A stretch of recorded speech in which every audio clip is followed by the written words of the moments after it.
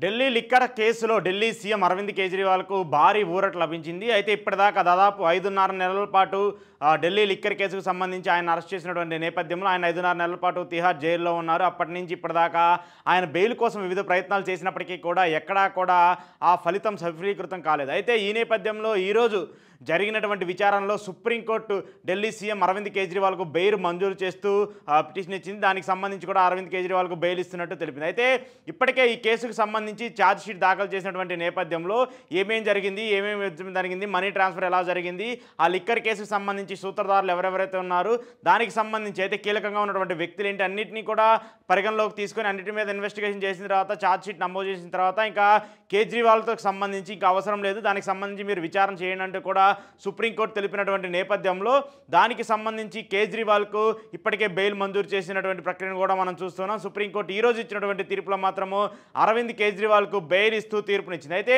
దీనిపైన గతంలోనే ఇప్పటికే 2 కేసుల్లో ఉన్నారు. ఇటు ఈడీ కేసులకు సంబంధించి అలాగే సిబిఐ కేసులకు సంబంధించి కూడా అరవింద్ కేజ్రీవాల్ 2 కేసుల్లో ఉన్నారు. ఆయన గతంలోనే ఈడీకి సంబంధించినటువంటి కేసుల్లో బెయిల్ మంజూరు చేసినప్పటికీ సిబిఐకి సంబంధించిన కేసుల్లో బెయిల్ ఇవ్వాలని కోరినా కూడా దాన్ని చాలాసార్లు పిటిషన్ను తిరస్కరించారు. నేపథ్యంలో ఈడీ కేసులో ఉన్న బెయిల్ వచ్చిన తర్వాత కూడా సిబిఐ ఆయన్ని మళ్ళీ తిరిగి అరెస్ట్ చేసినటువంటి ప్రక్రియను కూడా మనం చూస్తూ వచ్చాం. సో ఈ నేపథ్యంలో ఈడీకి దగ్గర నుంచి బెయిల్ వచ్చింది కానీ సిబిఐ దగ్గర నుంచి ఎక్కడ కూడా బెయిల్కి సంబంధించి క్లారిటీ రాకపోవడంతో అరవింద్ కేజ్రీవాల్ ఇప్పటిదాకా జైల్లోనే ఉన్నారు. అయితే ఈ నేపథ్యంలో దానికి సంబంధించి ఆయన జైలు బయటికి రావడంతో ఈరోజు సుప్రీంకోర్టు ఆయనకి బెయిల్ మంజూరు చేయడంతో ఆప్ నేతల్లో ఆనందోత్సాహాలు లేకెత్తొస్తూ వస్తున్నాయి. ఇప్పటికే ఎన్నికలకు సంబంధించిన ప్రక్రియలో బీజేపీకి ఢిల్లీలో ఎక్కువగా మెజార్టీ రావడం, ఆప్ పార్టీ బలహీన పడిపోవడంతో ఒక్కసారిగా రాజకీయ పరిణామాలన్నీ మారుతూ ఉంటాయని చెప్పేసి ఏవైతే భావిస్తున్నటువంటి నేపథ్యంలో ఇప్పుడు అరవింద్ కేజ్రీవాల్కి బయటకు రావడంతో ఒక్కసారిగా రాజకీయం మొత్తం రసవత్తరంగా మారిందనేది మనకు అర్థమవుతుంది. అయితే ఇప్పటికే ఈ ప్రధానంగా ఉన్నటువంటి ఢిల్లీ లిక్కర్ కేసుకు సంబంధించి ప్రధానంగా అభియోగాలు ఎదుర్కొన్నటువంటి ఎమ్మెల్సీ కవిత, బీఆర్ఎస్ పార్టీకి సంబంధించి ఎమ్మెల్సీ కవిత కానివ్వండి, అలాగే ఢిల్లీ ఉప ముఖ్యమంత్రి మనీష్ సిసోడియా కానివ్వండి, అలాగే అరవింద్ కేజ్రీవాల్ కానివ్వండి, అప్రూవర్గా మారినటువంటి అరుణ్ పిల్లై కానివ్వండి, అలాగే కొంతమంది ప్రముఖులు ఎవరైతే ఉన్నారో శరత్ చంద్రారెడ్డి కానివ్వండి, అలాగే మాగుంట కానివ్వండి, వీళ్ళందరూ కూడా అప్రూవర్గా మారి వాళ్ళందరూ బెయిల్ తీసుకొని బయటకు వచ్చేసి ఈ కేసులకు సంబంధించి దూరంగా ఉన్నారు. అయితే ప్రధానంగా అభియోగాలు మోపబడుతున్నటువంటి కవిత, అలాగే మనీష్ సిసోడియా, అలాగే అరవింద్ కేజ్రీవాల్ వీళ్ళ ముగ్గురికి కూడా ఇప్పటికే బెయిల్ వచ్చింది. అదే మనీష్ సిసోడియాకి అలాగే కవితకి ఇప్పటికే బెయిల్ వచ్చింది. నేడు అరవింద్ కేజ్రీవాల్కి కూడా బెయిల్ రావడంతో ఈ కేసుకు సంబంధించి కొంత పునరాచరణ కూడా చేస్తున్నట్టు కూడా కనిపిస్తుంది. అయితే కోర్టు దీనికి సంబంధించి అరవింద్ కేజ్రీవాల్కి కొన్ని కీలక ఆదేశాలు ఇచ్చింది. 10 లక్షల పూచీకత్తు అలాగే 2 హామీ పైన ఆయనకి బెయిల్ ఇస్తున్నట్టు మంజూరు చేసింది. ఎక్కడా కూడా ఆయన విదేశాలకు వెళ్ళే ప్రక్రియ కానివ్వండి ఎక్కడ కూడా చేయకూడదని చెప్పేసి కూడా చెప్తుంది.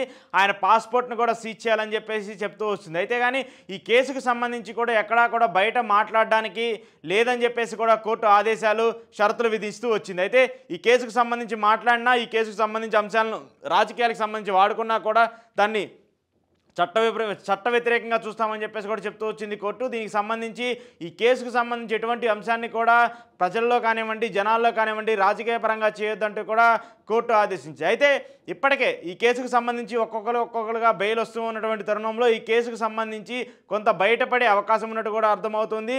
కవిత కానివ్వండి, అలాగే మనీష్ సిసోడియా కానివ్వండి, ఇప్పుడు కేజ్రీవాల్ కానివ్వండి, తాజాగా కేజ్రీవాల్కి బెయిల్ రావడంతో ఈ కేసుకు సంబంధించి ఒక క్లారిటీ వచ్చినట్టు కూడా అర్థమవుతుంది. అయితే ప్రధానంగా దాదాపు అన్ని రాష్ట్రాలకు సంబంధించి ఈ ఢిల్లీ లిక్కర్ కేసుకు సంబంధించి కొత్త లిక్కర్ పాలసీని ఒకదాన్ని తీసుకొచ్చి దానికి అక్రమంగా కొంత డబ్బును సేకరించి వివిధ రాష్ట్రాలకు మళ్లించారనేది ఏదైతే ప్రధాన అభియోగం ఉందో ఆ అభియోగానికి సంబంధించి అటు ఈడీ ఇటు సిబిఐ ఇద్దరు కీలకంగా విచారించిస్తూ వస్తున్నారు. దీని వెనకాల ఎవరెవరు ఉన్నారో దానిపైన విచారణ చేస్తూ వచ్చిన తర్వాత వాళ్ళందరినీ కూడా అరెస్ట్ చేసి వాళ్ళ ఫోన్ కాల్ డేటాను అంతా తీసుకున్న తర్వాత ఆ ఇన్ఫర్మేషన్ అంతా గ్యాదర్ చేసిన తర్వాత ఒక ఛార్జ్ షీట్ని కూడా ఫైల్ చేసినటువంటి తరుణంలో ఒక్కొక్కరిగా బెయిల్ ఇవ్వడం అనేది కొంత రాజకీయ పరంగా చర్చనీయాంశంగా మారుతూ వస్తుంది. అయితే ఇది రాజకీయాలకు అతీతంగా జరుగుతుందని చెప్పేసి కూడా కోర్టులు కానివ్వండి, ఇటు సిబిఐ ఈడీ తెలిపినటువంటి నేపథ్యంలో కూడా రాజకీయ కోణంగానే ఇవన్నీ చూడాల్సిన పరిస్థితిగా ఉంటుందని చెప్పేసి కూడా అందరూ భావిస్తూ వస్తున్నారు. అయితే తాజాగా ఢిల్లీకి సంబంధించి మరొక రెండు సంవత్సరాల్లో ఎన్నికలు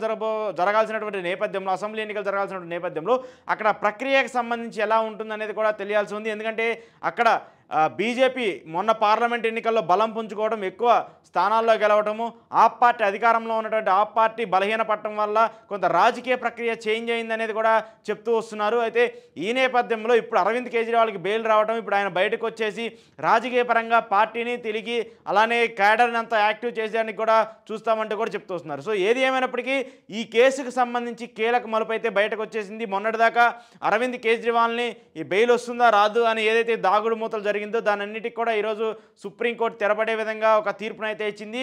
అరవింద్ కేజ్రీవాల్కి షరతులతో కూడిన బెయిల్ మంజూరు చేస్తూ సుప్రీంకోర్టు ఆదేశాలు వెలువడటంతో ఆప్ నేతలు అలాగే అరవింద్ కేజ్రీవాల్కి సంబంధించిన అభిమానులు కూడా ఆనందోత్సాహాలు రేకెత్తిస్తూ వస్తున్నాయి.